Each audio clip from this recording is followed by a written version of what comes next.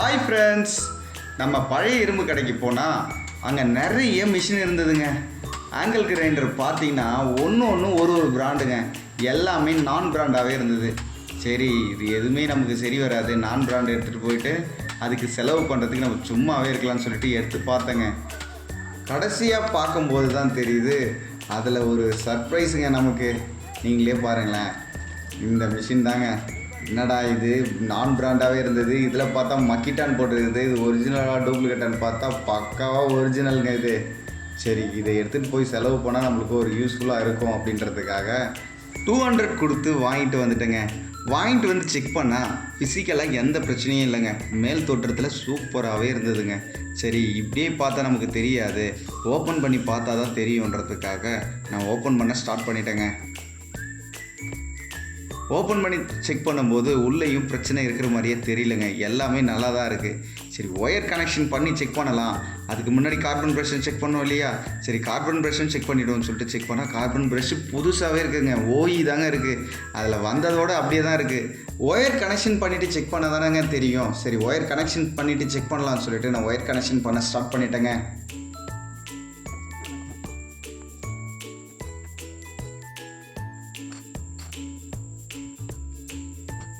சுவிட்சை ஆன் பண்ணிவிட்டு ஒயர் கனெக்ஷனை டைரெக்டாக பண்ணிவிட்டு செக் பண்ணால் லைன் பக்காவாக சுவிட்சுக்கு வருதுங்க.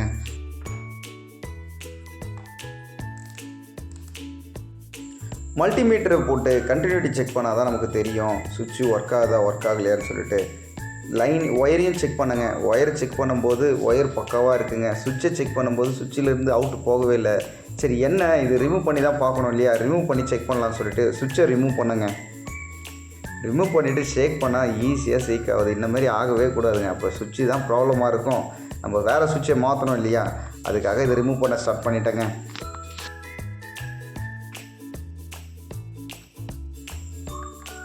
சுவிட்சை நம்ம டைரக்ட் பண்ணி செக் பண்ணலாம்னு சொல்லிட்டு நம்ம செக் பண்ணால் சுவிட்சு கண்டினியூட்டியே வரலங்க.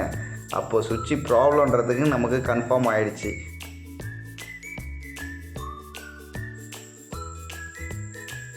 இதுபோல் ஃப்ரீயாக அது ஷேக் ஆகக்கூடாதுங்க. ஷேக் ஆகினாலே சுவிட்சு தான் ப்ராப்ளம்ன்றது நமக்கு கன்ஃபார்ம் ஆகிடுச்சிங்க.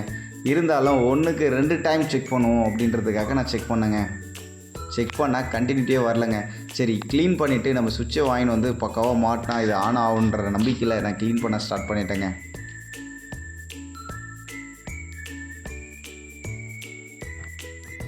பக்காவாக க்ளீன் பண்ணிவிட்டு நம்ம சுவிட்சை மாட்டணும்ல, அதனால் புது சுவிட்சு வாங்கின்னு வந்துட்டேங்க.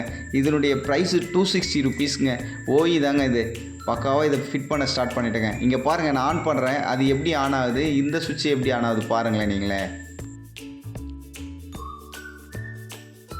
நம்ம புதுசாக சுவிட்சு வாங்கிட்டு வந்தோம் இல்லைங்களா, அதை பக்காவாக ஃபிட் பண்ணோம் இல்லையா, அதை பக்காவாக ஃபிட் பண்ண ஸ்டார்ட் பண்ணிட்டேங்க நான்.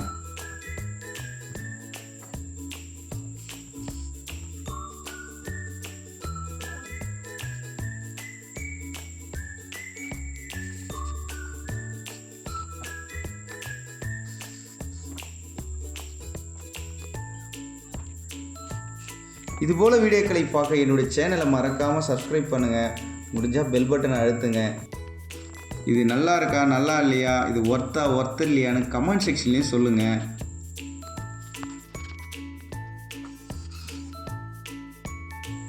சுவிட்சை ஃபிட் பண்ணிவிட்டு நம்ம கண்டினியூட்டியில் செக் பண்ணுறோங்க.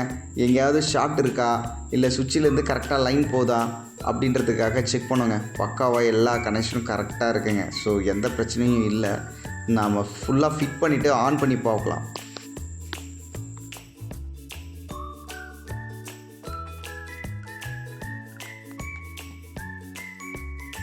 எப்படி கட்டணுமோ அதே மாதிரி ஃபிட் பண்ண ஸ்டார்ட் பண்ணிட்டேங்க.